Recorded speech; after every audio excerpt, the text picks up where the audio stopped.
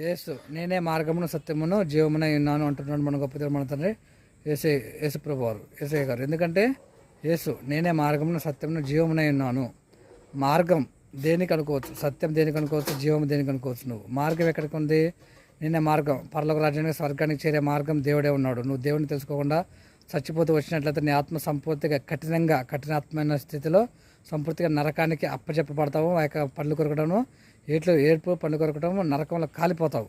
కాబట్టి ఇక్కడైనా నీ జీవితం బతికున్నంతసేపు, భూమి మీద ఉన్నంతసేపు మార్చుకోకుండా నేను తింటాను, తాగుతాను, సుఖంగా మస్తు జీవిస్తానులే అని అనుకొని చచ్చిపోతూ వచ్చినావు అనుకో, అప్పుడు నువ్వు అనుకున్న ఆలోచించినా ఏం రాదు నీ బతుకు, నీ జీవితానికి.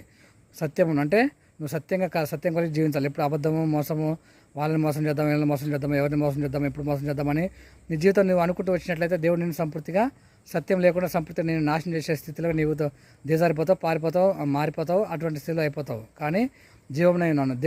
దేవుడిలో ఉన్నటువంటి జీవం అంటే నువ్వు నరకంలో పడిపోయిన తర్వాత నీ యొక్క ఆత్మ చచ్చిపోకుండా సంపూర్తిగా నశించిపోకుండా దేవుడు ఏం చేస్తుంటున్నాడు, నీ ఆత్మ కూడా బతికించి జీవంగా ఆయనలో ఉన్నటువంటి జీవాన్ని నీ కూడా ప్రసాదించి గొప్ప మాటలతో నేను అద్భుతంగా ఆశ్చర్యంగా గొప్ప చేసి మాట్లాడుతూ గొప్ప ప్రేమించాలని గొప్ప ప్రేమతో ప్రేమిస్తున్నాడు. గొప్ప జీవాన్ని కల్పించాలని గొప్ప ప్రేమిస్తున్నాడు మన గొప్ప దేవుడు మన తండ్రి యేసు ప్రభువారు.